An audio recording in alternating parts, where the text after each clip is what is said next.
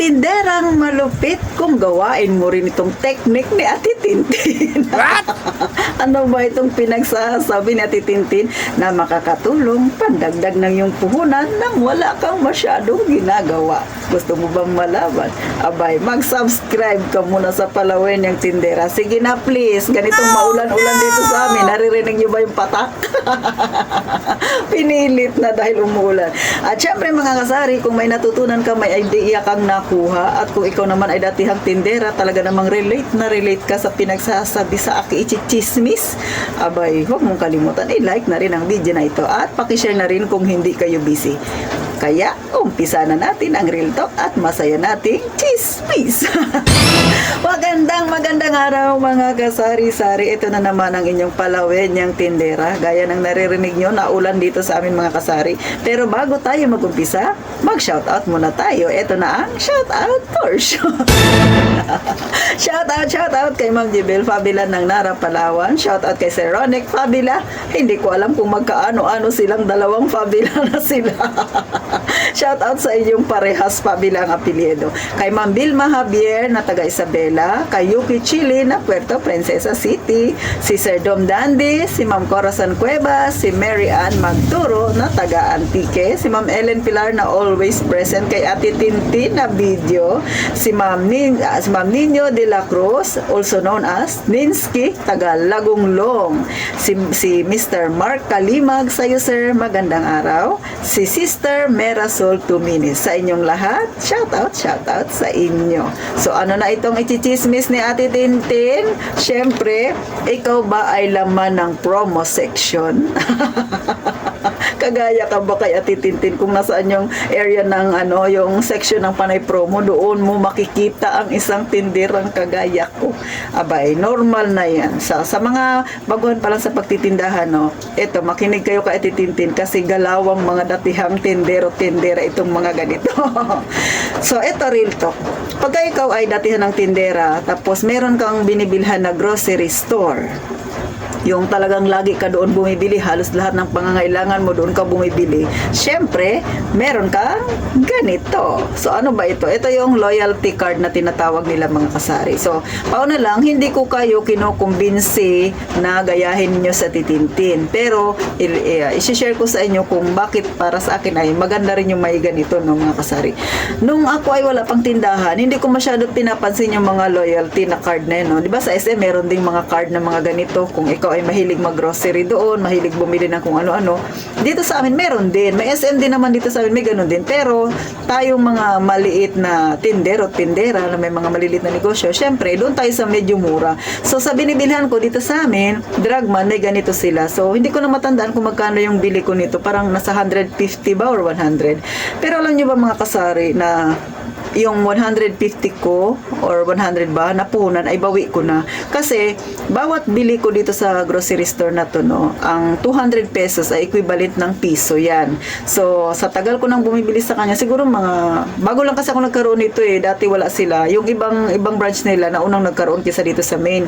So ngayon eto, bago lang ako nakabili, siguro malapit pa lang mag-isang taon, nakaipon na ako kaagad ng nasa 500. Baka sabihin nyo, ang liit naman 500 na titin. Ay, syempre, hindi naman lahat ng binibili ko dito sa grocery store, hindi lahat ay nabibili ko dito. Kasi may mga item din ako na binibili sa ibang tindahan na alam ko mas mura doon. Alam niyo naman yung mga tinderang kagaya natin, di ba?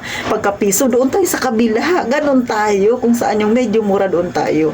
Pero, mostly, dito ako bumibili talaga mga kasari. Kasi yung opening nila dito ay 6 a.m. Yung kanilang main ay 6 a.m. yung kanilang opening. So, doon ako bumibili. Syempre, iba rin yung sa market. Doon sa market, mas mura yung mga sibuyas, bawang na yan, kaysa bibili ka sa grocery store, di ba? And then, eto na nakaipon na ako. Kaya kung ikaw ay may tindahan, sa 500 na yun, pwede mong idagdag sa yung puhunan nang wala kang masyadong ginagawa, di ba? Pwede mong ibili ng noodles, mga pansit canton, gatas na yan, na mas makakadagdag sa yung puhunan mga kasari. Lalo na kung ikaw ay bibili ng mga promo na yan, di ba? Nakatipid ka na, tapos nalagay mo sa points and then ibinili mo, kumita ka pa. Totoo ba? Abay, totoo yan mga kasari kasi gawain ko yan. Taas ang mga kamay dyan, nagawain din yung gawain na titintin. Siyempre, sa mga datihang tindera, gasgas na yung mga ganito, di ba mga kasari? So, eto, malaking tulong siya. Pero sa akin naman, hindi ko siya binili ng pandagdag ko sa aking tindahan. Kasi kung nakikita ninyo, marami na akong mga paninda. Maliit lang ang tindahan ko mga kasari. No, may chismis ko lang sa inyo. Sabi nung aking customer na lalaki, hindi ko siya kilala, napadaan lang siya. Tapos dumungaw siya sa tindahan ko. Sabi niya, wow, sabi niya, ang liit-liit ng tindahan mo ate, pero grabe naman sa puno. Talagang siniksik mo yung laman ng tindahan mo. Natawa ako sa sinabi niya sa akin. Sabi ko, kunwari hindi ko narinig. Sabi niya, maliit lang yung tindahan mo, te, pero grabe yung mga laman. Siniksik mo na talaga. Sabi niya, talagang dikit-dikit na. Niya, maraming laman kahit maliit ang tindahan. So, na-appreciate ni customer. Tapos yung isa ko namang customer, sabi niya, te, ang ganda naman ng tindahan mo, maliit lang siya, pero ang linis-linis. Diba? Nakakataba ng puso kapag ka ganun yung customer. Talagang nakakadagdag ng, na-inspired ka lalo, diba? Na magtinda pa. Kaya kahit ilang araw na akong absent sa inyo, mga kasari, kasi nga masama ang pakiramdam ko. Pero sa titintin, go na go pa rin sa pagtitindahan. Bakit? Siyempre na-inspired ako sa mga sinasabi ng aking customer. At mas lalo na dito kasi nga nung isang araw bumili ako, tapos sabi niya, Tem, 500 na mahigit yung points mo. Sabi ko, ano bang requirements pagka kukunin ko na yung points? Sabi niya, bili ka lang ng gusto mo, tapos pili ka ng gusto mo, tapos dalhin mo sa cashier, dala ka lang ng valid ID para ma-identify na ikaw talaga yan. O ganun lang kasimple, walang break check.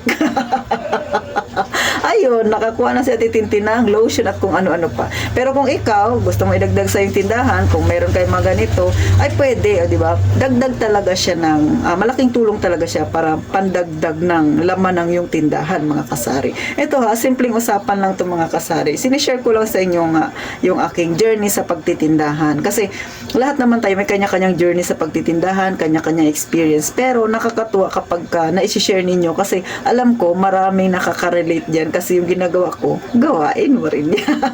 Tama ba, Sisi? So, sa mga may mga ganito, mag-comment nga kayo dyan. Ano na ang inyong mga nakuha, mga kasari. Diba? Malaking bagay kasi, imbis na ibili mo ng mga pang personal mo, diba? Kung dito mo na lang ibabawas, yung ipambibili mo, pwede mo na yung idagdag sa yung ipon. So, nakaka-save ka pa. Kung ayaw mo namang gawing savings, idagdag mo sa yung tindahan. O, di ba mga kasari? So, hanggang dito na lang sa titintin. Simpleng tips man tong sinasabi ko, pero alam ko malaking tulong ito sa mga may maliliit na tindahan dyan mga kasari, no?